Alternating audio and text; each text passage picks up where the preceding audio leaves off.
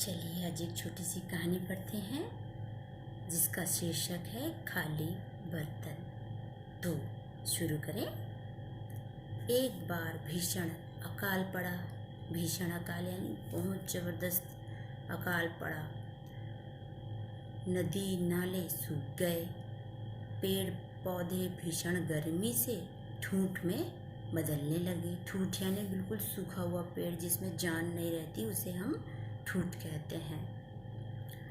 पशु पक्षियों के नन्हे नन्हे बच्चे चारा पानी नहीं मिलने से तड़प तड़प कर प्राण त्यागने यानी मरने लगे। इस जानलेवा समस्या से उबरने के लिए पक्षियों ने एक सभा बुलाई।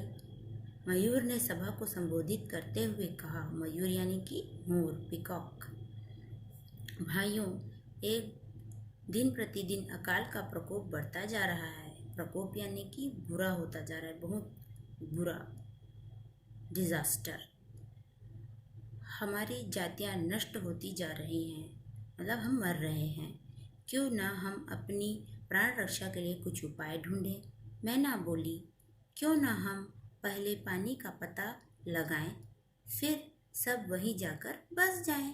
जहाँ पानी होगा फल होंगे, पेड़ होंगे और रहने को जगह होगी, रक्षा भी होगी, प्राण की रक्षा होगी, मतलब हमारी जान बचेगी। तुम ठीक कह रही हो, हमें ऐसा ही करना चाहिए। तोते ने सहमति जताई। सहमति यानी एग्री किया। उसके साथ तोते ने एग्री किया। अंत में सभा ने निर्णय लिया कि पानी की खोज करने के लिए कौवा जाएगा। वो बहुत तेज उड़ता है और होशियार भी है, क्लेवर है कौवा। कुछ देर बाद ही कौवा पानी की खोज में चला गया और दूसरे दिन लौटकर आया तो उसके चेहरे पर मुस्कान थी और उसने फिर सारा वृत्तांत कह सुनाया। वृत्तांत यानी कि रिपोर्ट दी। उसने सब कुछ सबको रिपोर्ट दी। दूसरे दिन कौवे के पीछे सभी पक्षी उड़ चले। 2 दिन तक लगातार उड़ने के बाद तालाब के पास पहुंच गए। तालाब में लबालब पानी भरा था। लबालब मतलब बहुत सारा, ऊपर तक। यह देखकर सब बहुत खुश हुए। तालाब के पास ही ऋषि का आश्रम था। ऋषि यानी कि एक मॉन्क रहता था वहाँ। कौवे ने एक एक करके सबका परिचय ऋषि से कराया। ठीक है, ऋषि ने सबका स्वागत किया और कहा कि ठीक है, आप लोग यहाँ रहिए, आपसे आप लोग मेरे मेहमान हैं, जाइए स्नान करके आइए, तब तक मैं सबके खाने की व्यवस्था करता हूँ। पक्षियों में एक लोभी स्वार्थी गिद्ध भी रहता था। गिद्ध का मतलब वल्चर है ना। भोजन की बात सुनकर उसके मुंह में पानी आ गया। वह सोचने लगा, बांटकर खाने में मुझे क्या मिलेगा, आधा पेट भी नहीं भरेगा, क्यों ना मैं कुछ करूं।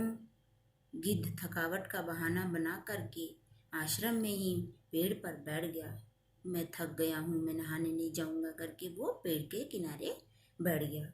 सब पक्षी नहाने चले गए। ऋषि भी सबके लिए थाली में भोजन फल फूल रख करके फिर वो भी नहाने चले गए, है ना। और जब सब नहा के आए तो क्या देखते हैं, थाली में रखा हुआ खाना गायब था। अरे कैसे गायब हो गया, हम लोगों ने तो खाया नहीं। फिर नहा के ऋषि भी लौटे, उन्होंने भी देखा। फिर उनकी नज़र गिद्ध पर पड़ी। चुपचाप आंखें मूंधे वो किनारे बैठा हुआ था। उसकी चालाकी को ऋषि समझ गए। उन्होंने तेज आवाज में उससे पूछा, क्यों, तुमने ही भोजन की चोरी की है ना, तुमने ही चोरी चोरी अकेले भोजन खाया है। गिद्ध को चुप देखकर आग बबूला हो गए, यानी खूब गुस्सा हो गए, एंग्री हो गए। उन्होंने पक्षियों से कहा, देखो, तुम सबका भोजन इस गिद्ध ने चुरा कर खा लिया है। पक्षी भी गिद्ध को भला बुरा कहने लगे, मतलब उसको बुराई करने लगे, कैसे तू अकेले खा दिया, कभी अकेला खाना नहीं खाना चाहिए, हमेशा बांट के खाना चाहिए, है ना। ऋषि ने क्रोध में आकर उसको श्राप दिया, उसको कर्स कर दिया। गिद्ध, तूने अपने पेट के लिए अपने साथियों का हिस्सा भी खा लिया। तू अपने सगे संबंधियों का भी शुभ चिंतक नहीं है, मतलब तू अपने रिश्तेदारों का, अपने लोगों का, किसी का भला नहीं चाहता, किसी का तू वेल विशर नहीं है। अच्छा जा, आज से तुझे खाने को अच्छा भोजन नहीं मिलेगा।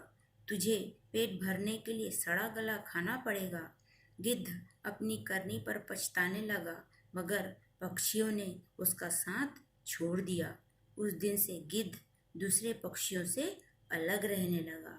आप देखते होंगे गिद्ध अकेला रहता है, कोई लाश होती है गाय वगैरह, उसको वो खाता है, तभी से उसको श्राप मिला है। हमें इस तरह से लालची नहीं होना चाहिए, हमेशा हमें बांट के खाना चाहिए, है ना, छुपा के नहीं खाना चाहिए।